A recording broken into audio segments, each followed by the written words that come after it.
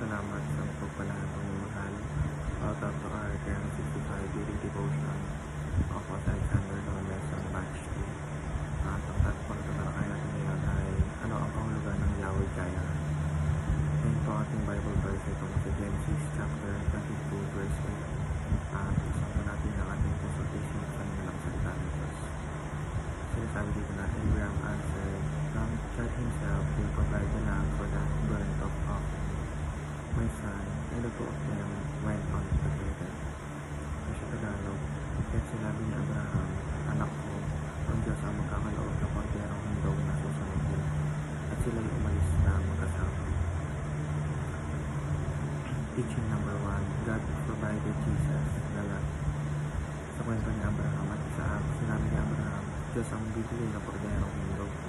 Bilang katuparan nito sa mas malaking plano ng Diyos, si Jesus ang naging tunay na ganap na kordero na inaalay para sa kasalanan ng sanlibutan. Pinapakita nito na mula pa noon ang Diyos ay may plano ng iligtas tayo. Hindi niya pinili ng ibigay ang pinakamalagang mayroon siya, ang kanyang anak. Kaya ang mensahe rito, hindi kakailanman iniwan ng Diyos sa ating kasalanan. Siya mismo ang gumawa ng paraan upang tayo ay maligtas. Section number 2, God provides everything we need.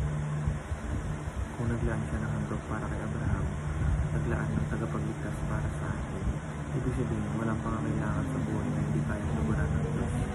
Hindi man palaging ayon sa gusto natin, pero laging ayon sa tama, sa oras niya, sa ikabubuti natin. Section number 3, God wants us to trust His provision. Kung pagsunod ni Abraham kahit mahirap pa, ay pagpapakita ng pagtitiwala. Sa ating buhay, maraming sitwasyon na hindi natin naiintindihan, pero ang point pa nito, turo na hindi natin kailangan makita ang buong sagot bago tayo sunod sa Diyos. Application number 1, believe that Jesus is God's ultimate provision. Ang pinakamalaking pangailangan ng tao ay kaligtasan, hindi pera o matalinig na bagay. Ang pagkakilala kay Jesus bilang kordero ng Diyos ay magbabago ng pananaw natin sa buhay. Application number 2, believe that God will provide your daily needs.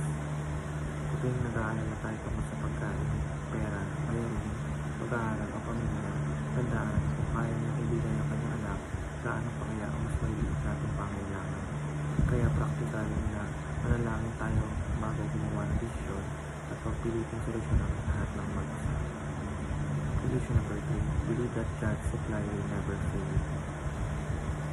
Ang provision ng Diyos ay hindi limitado. Hindi ito nakadepende sa sitwasyon mo ngayon o sa sarili mong lakas.